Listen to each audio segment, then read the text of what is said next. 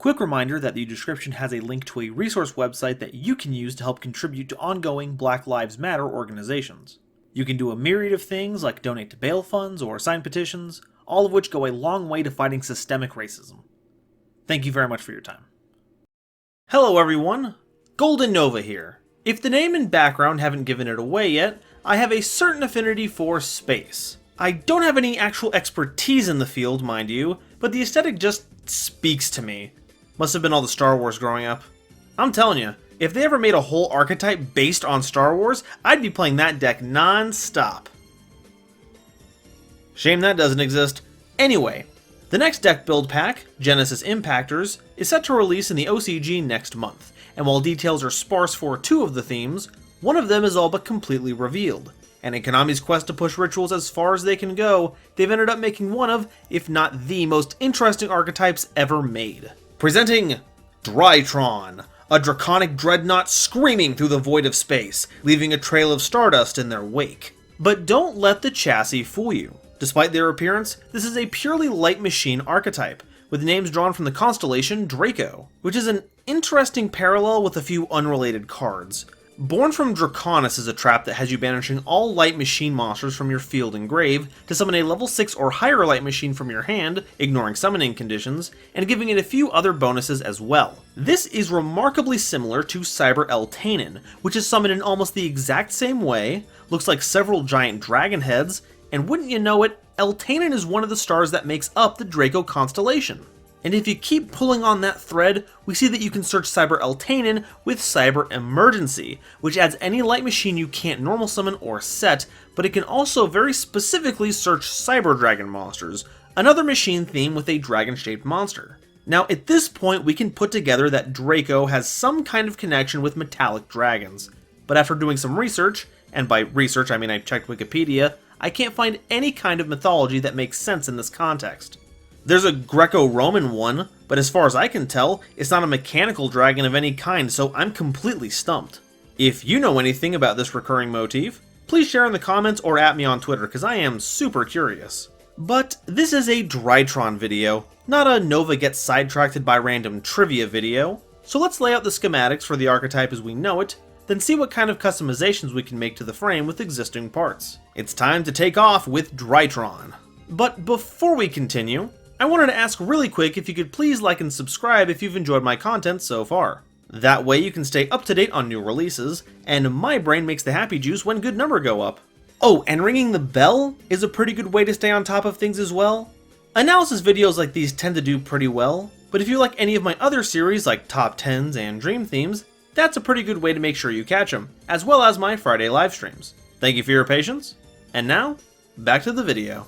The Drytrons can be placed in two categories, the modules and the mechs. And if you're looking at the levels of the modules and comparing them with the stars on the mech, and you're trying to wrap your head around it using conventional ritual knowledge, you might be a little off center. But trust me, once we get to the ritual spell, this will all make sense. Let's start by going over the modules, then cover what the Mega Mech can do. All the modules have a lot in common. They're all level 1 light machine monsters with 2000 attack and 0 defense, and they're all named after one of the stars in the Draco constellation.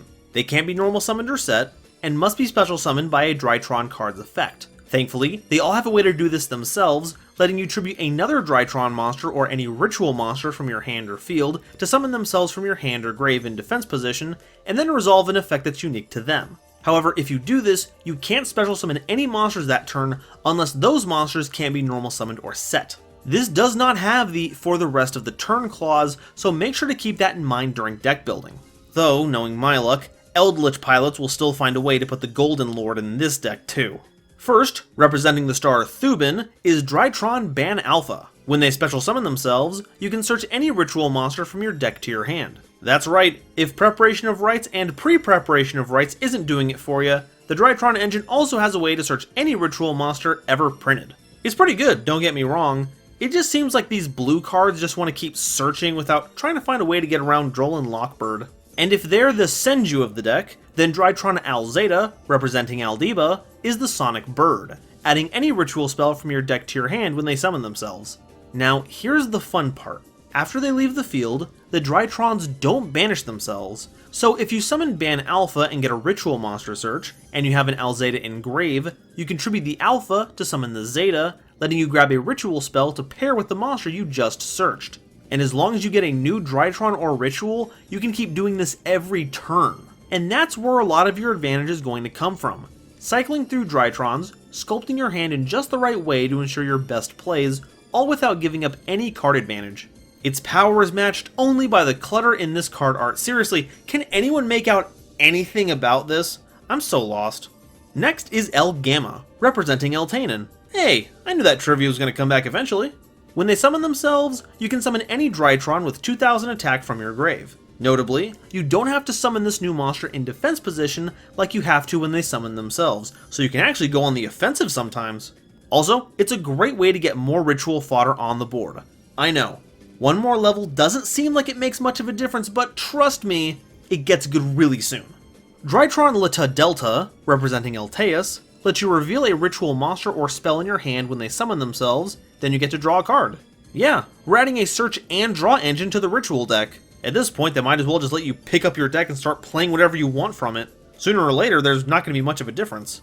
But in all seriousness, this is pretty cool, and will help you dig through your utility cards to solidify your board or answer an opponent's. The only thing I wish it did was come with a pronunciation guide. Elta, Lata. This is going to be one of the few cards I'm really glad gets changed in localization. The last of the modules is Roz Beta, representing Rostaban. When they summon themselves, you can return one banished Drytron to your grave. Now, while the Drytron don't banish themselves inherently, their boss does use graved ones as fuel for their headlining effect, so Beta being able to restock them is nice, but in the big picture, actually is the least useful. But hey, what'd you expect? Roz here isn't anything like the best of the bunch, Drytron Chad Alpha, getting those sick ritual gains day in and day out. That's all for the modules, let's move on to the mech. Drytron Meteorness equals DRA. A level 12 ritual light machine with 4000 attack and defense. You can ritual summon them with the ritual spell Meteorness Drytron, and can't be targeted by your opponent's monster's effects. So no Effect Veiler or Eldritch, but you still have to worry about pretty much everything else. If they're ritual summoned by using monsters whose total level is 2 or less, DRA can attack all of your opponent's special summoned monsters once each. Lastly, during your opponent's turn, as a quick effect, you can banish any number of monsters in your grave that have an exact total attack of 2000 or 4000, then target face-up cards your opponent controls for every 2000 points of attack banished, and send those cards to the grave. So there's a lot to talk about here. It's true that its protection effect isn't as crazy as it might have been a few years ago, so don't expect it to stick to the field for more than a turn or two before your opponent finds a way around it. However, the rest of this card is terrific. 4000 attack swings over just about anything in the game, and having the ability to swing into as many special summon monsters as you want is the kind of play that ends the game while your opponent is still trying to read your cards. Its removal effect is also pretty ridiculous. It's true that it can't get rid of set cards, but Drytron can't either, and it warped the whole format. Okay, that's not an entirely fair comparison. Drytron had a lot more going for it than just the removal effect, but that kind of interruption really was a huge asset to the theme. And DRA is doing it like a spiral sleeper as long as you have ammo for it in the grave. And unlike its contemporaries, it doesn't destroy, it sends. So it does a pretty good job of avoiding protections and destruction triggers alike. But how in the world are you going to summon a 12-star ritual monster using 2 level 1 monsters? Well, by using this incredible new ritual spell that could change the way that these decks are played forever, Meteorness Drytron. This ritual spell can be used to ritual summon any one ritual monster from your hand or grave, and you must tribute machine monsters from your hand or field whose total attack equals or exceeds the attack of the ritual monster you want to summon, and that's the big hook of the archetype. Not only is this how you manage to get DRA onto the board to make its multi-attack function live, 2 modules have the requisite 4000 attack between them, but more importantly, it's a ritual support theme that gives you access to every ritual monster ever printed. Okay, reasonably, it's every ritual monster ever printed with 4000 or less attack, because you don't want to deal with having to use 3 modules as material, but do you know how many that leaves out? 0. There is not a single ritual monster in existence that 2 modules can't get you. And if that wasn't enough for you, once per turn, while Meteorness Drytron is in your grave, you can target a Drytron you control. It loses exactly 1000 attack until the end of your opponent's next turn, then add Meteorness from your grave to your hand. It's like the invocation of ritual spells! You have to be running a pretty substantial Drytron engine to do so, but thankfully it takes care of just about everything you could ever want from a ritual support theme. And the invocation comparison doesn't just end with the ritual spell. Meet Drytron Faenir, a field spell that lets you add any other Drytron spell or trap from your deck to your hand when it's activated, and while it's on the field, the effects and activations of your ritual spell cards cannot be negated. That's right, we've got a magical meltdown. Except instead of losing control of your borderline unethical magical experiments, you have a giant mecha dragon spaceship! It also has an odd effect where, once per turn, if a monster or monsters are normal or special summoned to the field while you control a Drytron monster, you can decrease the level of those summoned monsters by 1 for every 1000 attack that they have for the rest of the turn.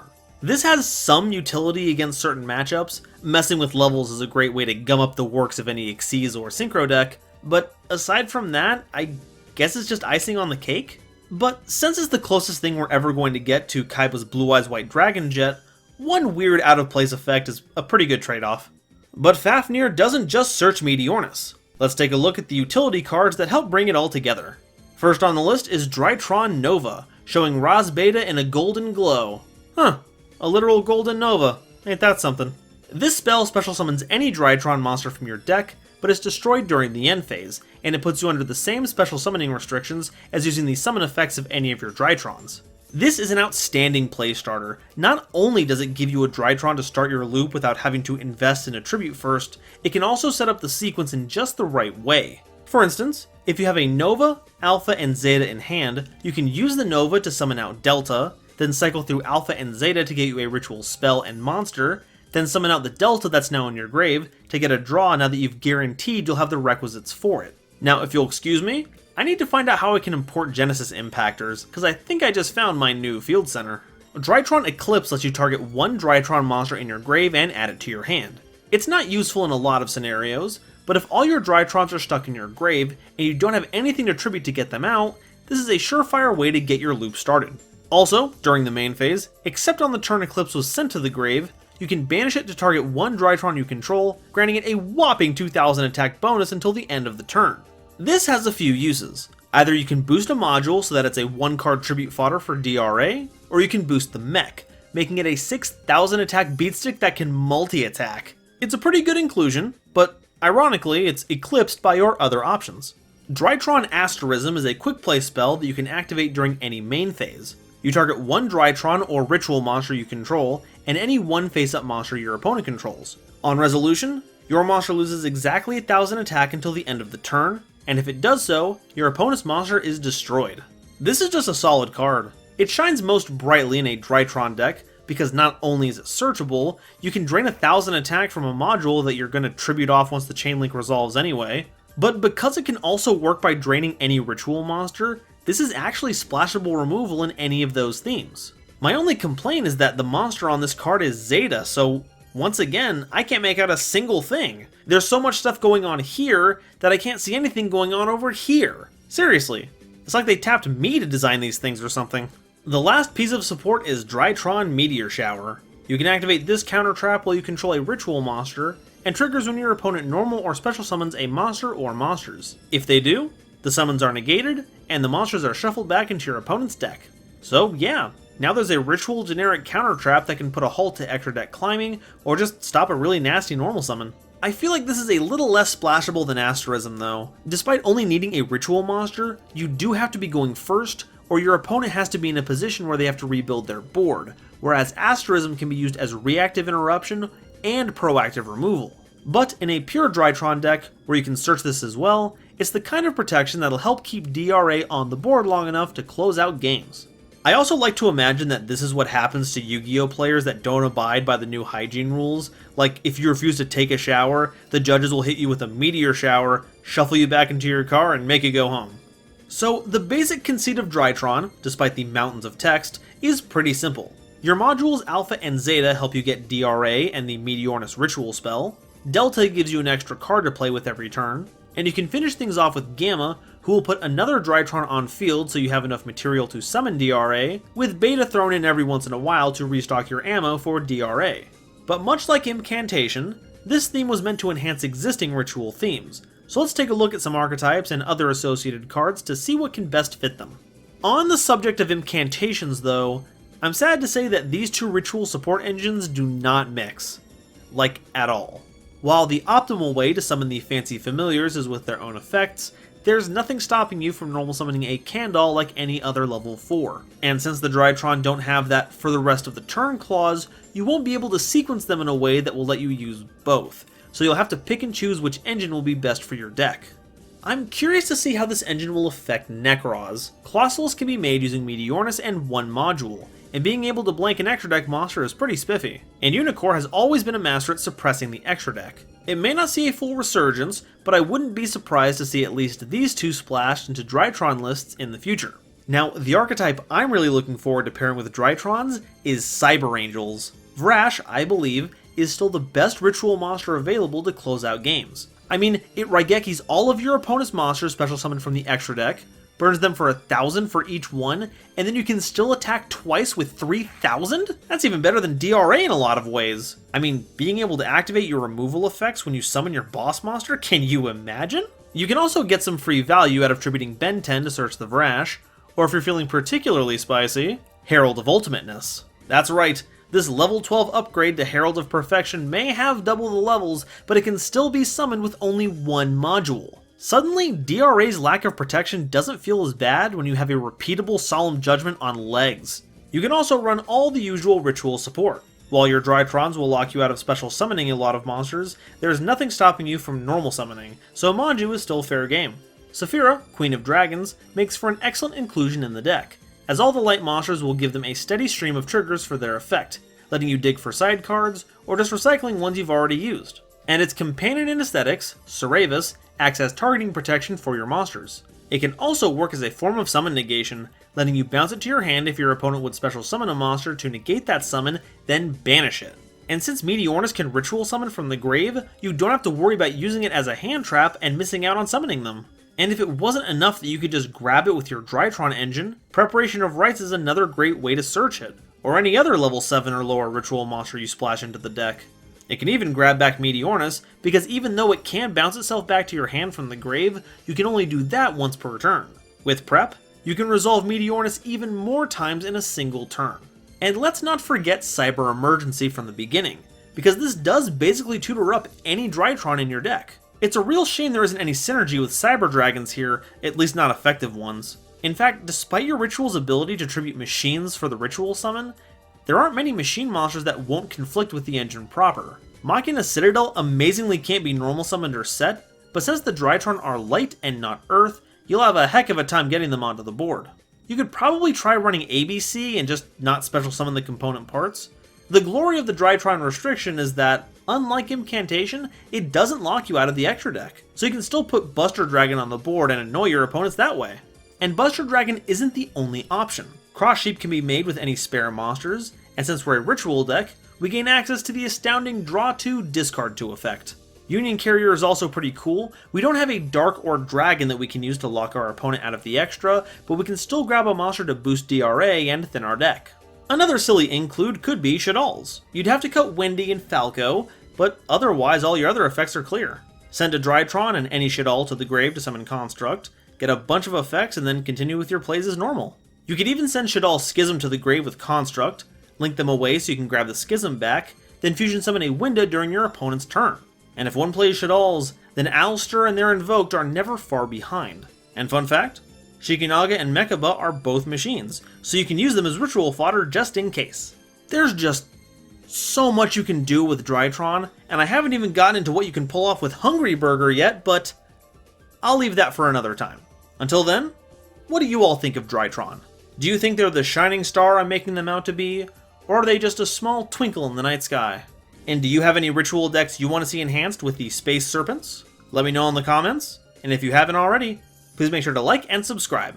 Thank you all so very much for watching, and I'll see you next time. Bye-bye.